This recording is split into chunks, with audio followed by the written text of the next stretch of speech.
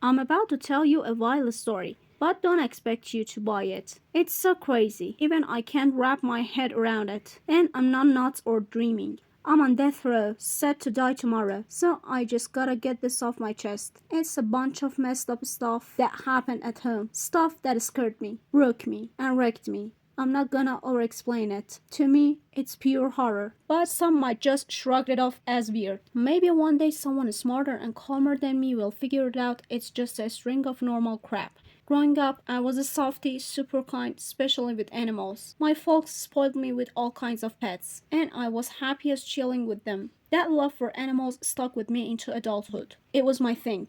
If you've ever had a loyal dog, you get how deep that bond is. Way better than flaky human friendships. I got married young, and my wife was cool, totally on board with my pet obsession.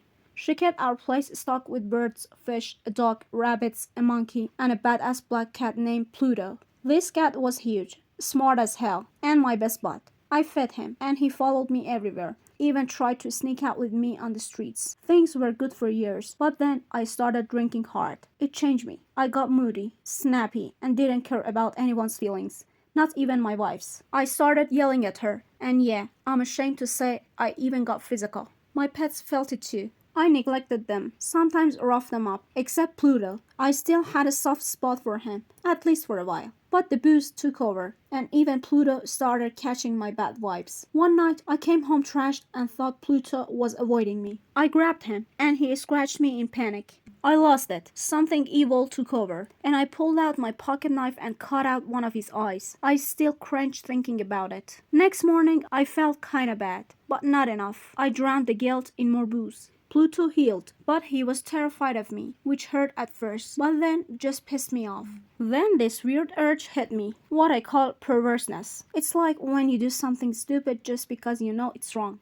That urge pushed me to do worse. One day I snapped, tied a rope around Pluto's neck, and hung him from a tree. I knew it was a sin, knew it damned my soul, but I did it anyway, crying the whole time. That night, my house caught fire. My wife, a servant, and I barely got out. Everything I owned was gone, and I gave up hope. The next day, I checked the ruins and saw something freaky. A crowd staring at a wall that didn't burn, where my bed used to be. On it was a clear image of a giant cat with a rope around its neck. I was shocked. I figured when the fire started, someone got Pluto down and tossed him through my window to wake me up. The flames and plaster must have burned his shape into the wall. It made sense, but it still haunted me. For a month, I couldn't shake the cat's ghost. I felt almost sorry and started looking for a new black cat in the shady bars I hung out in.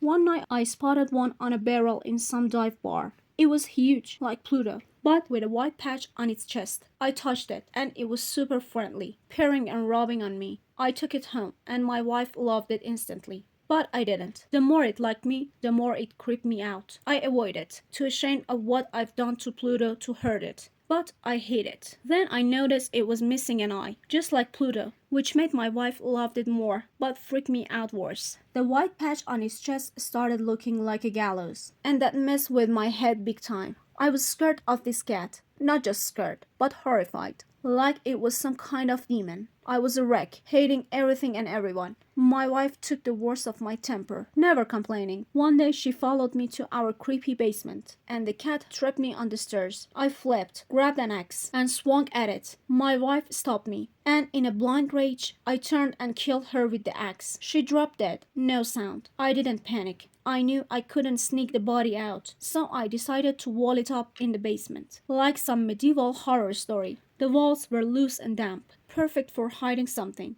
I pried open a section, stuffed her body in, and sealed it up with fresh plaster. It looked perfect. No one would suspect a thing. I cleaned up every trace and felt smug, like I'd pulled it off. Then I went looking for the cat to kill it, but it was gone. For the first time in forever, I slept like a baby, even with murder on my conscience. Days passed, no cat, no worries. I thought I was free. On the fourth day, cops showed up, searching the house. I wasn't fazed. My hiding spot was too good. They checked everywhere, including the basement, but found nothing.